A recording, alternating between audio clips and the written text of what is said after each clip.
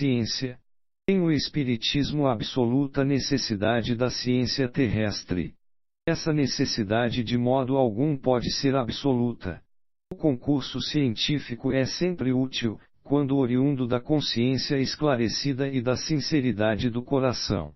Importa considerar, todavia, que a ciência do mundo se não deseja continuar no papel de comparsa da tirania e da destruição, tem absoluta necessidade do Espiritismo, cuja finalidade divina é a iluminação dos sentimentos, na sagrada melhoria das características morais do homem. Ciências fundamentais. Se reconhecermos a química, a física, a biologia, a psicologia e a sociologia como as 5 ciências fundamentais, qual será a posição da ciência da vida, em relação às demais? A química e a física, estudando a ação íntima dos corpos, suas relações entre si e as suas propriedades, constituem a catalogação dos valores da ciência material.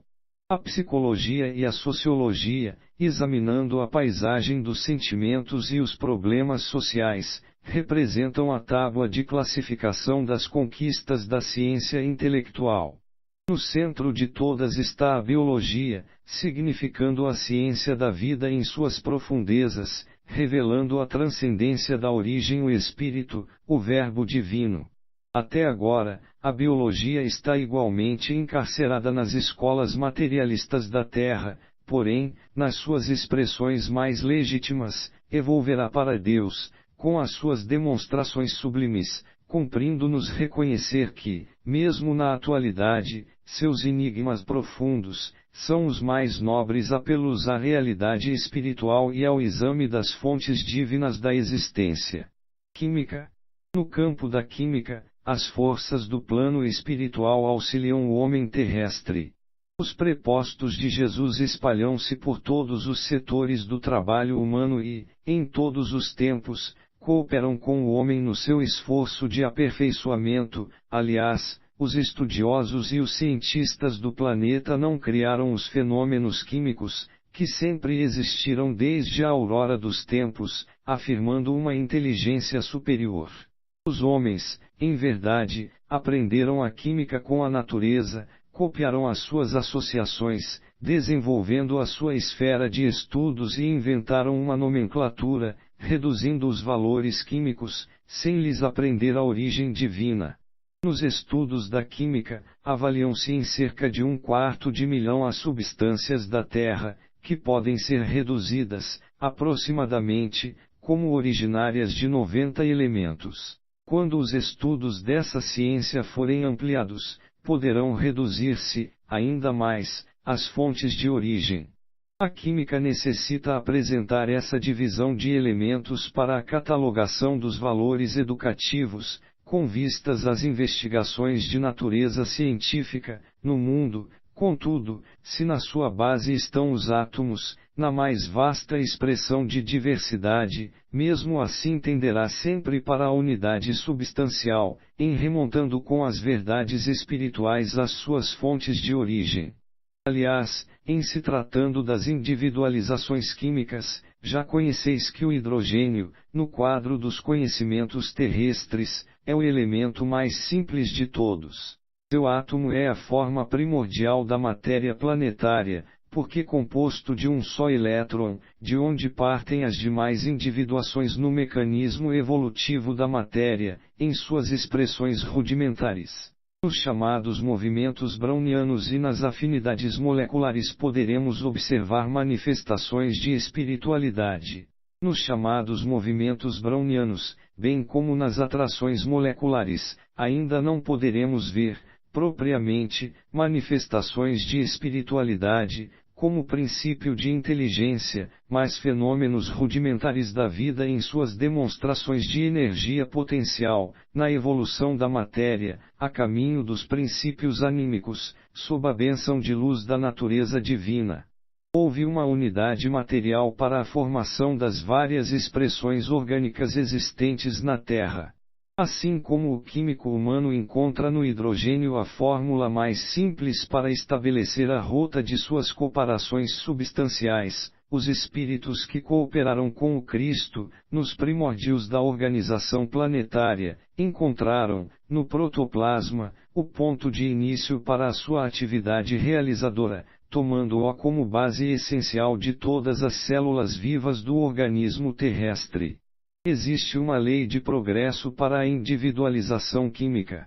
Na conceituação dos valores espirituais, a lei é de evolução para todos os seres e coisas do universo. As individualizações químicas possuem igualmente a sua rota para a obtenção das primeiras expressões anímicas, sendo justo observarmos que, no círculo industrial, a individualização é trabalhada pelos processos mais grosseiros, até que possa ser aproveitada pelo agente invisível na química biológica, onde entra em novo ser que o lou vital, na ascensão para o seu destino. Qual a diferença observada pelos espíritos entre a química biológica e a industrial? Na primeira preponderam os ascendentes espirituais, em todas as organizações, ao passo que na segunda todos os fatores podem ser de atuação propriamente material. Nisso reside a grande diferença. É que, na intimidade da célula orgânica, o fenômeno da vida submete-se a um agente divino, em sua natureza profunda, e, nos compostos industriais, as combinações químicas podem obedecer a um agente humano. A radioatividade opera a destruição ou a evolução da matéria. Através da radioatividade, verifica-se a evolução da matéria.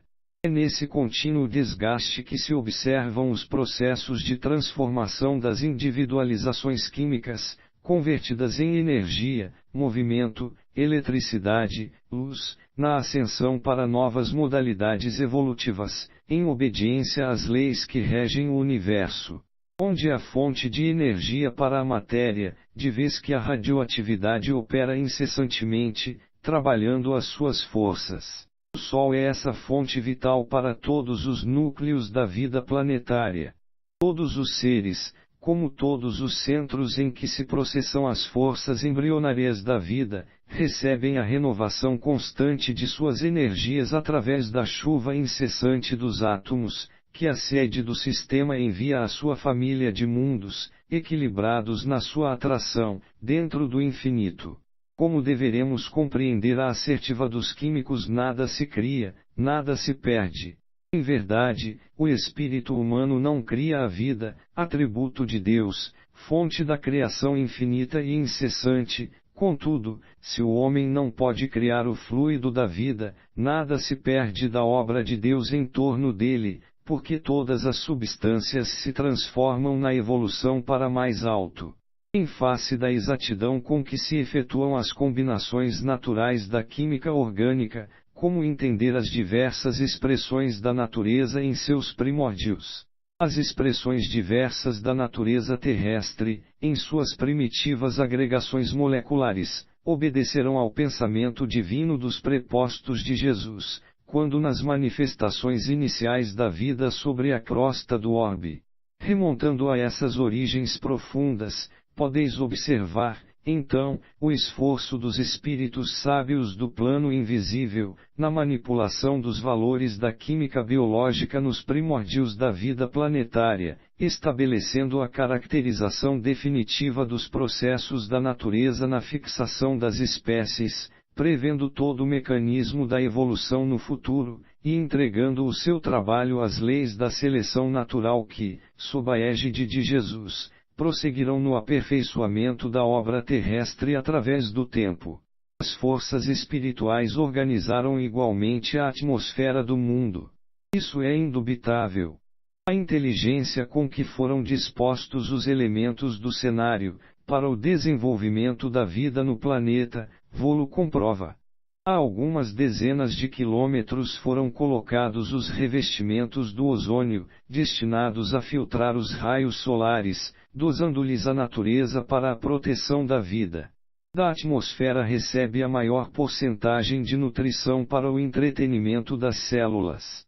E como o nosso escopo não é o de citações eruditas, nem o de redizer os preceitos científicos do mundo, lembremos que um homem, na manutenção da sua vida orgânica, necessita de regular quantidade de oxigênio, 15 gramas de azoto, alimentar, e 500 gramas de carbono, alimentar. O oxigênio é uma dádiva de Deus para todas as criaturas. Quanto ao azoto e ao carbono, é pela obtenção que o homem luta afanosamente na terra, recordando-nos a exortação dos textos sagrados ao Espírito que faliu: comerás o pão com o suor do teu rosto.